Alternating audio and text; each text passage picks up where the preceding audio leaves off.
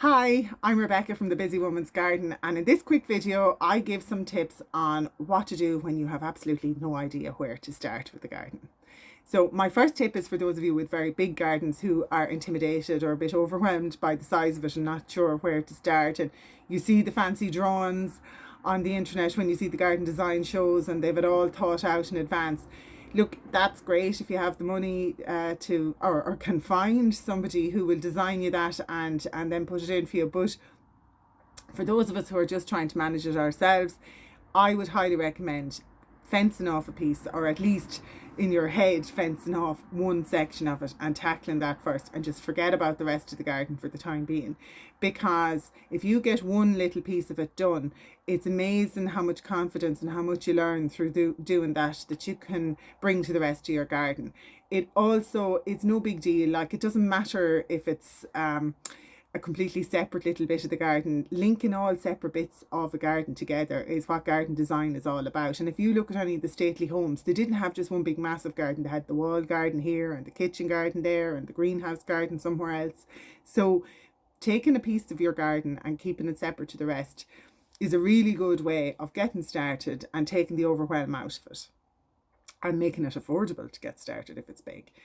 So that's my first tip. And my second one is, if you're still trying to figure out what to do, is figuring out where to sit first. So that is kind of key, and you want to be bearing in mind how far you are from the house if you're going to be going in and out with drinkies or whatnot, and also whether it gets the sun at the right times of day for you. So it's all very well getting the sun at 12 o'clock in the day, but it's no good if you're out at work all day and you need it in the evening. So bring out your camp chairs or your deck chairs or whatever you have, and put them out in the evenings and see, are you getting the sun at the time of day that you want it.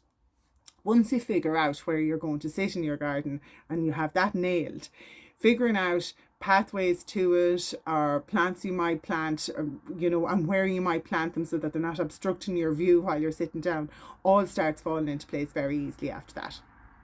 And my last tip is for those of you with gardens that are small or very shady or very hot, small sun traps, is to think about garden ornaments as augmenting your planting scheme. So it mightn't be easy to inject height into your planting scheme with trees and things if you have a really small garden. And climbers, you can do so much, but it's very difficult to get an evergreen climber that is pretty all year round. So have a think about things like don't worry, I'm not going to say gnomes.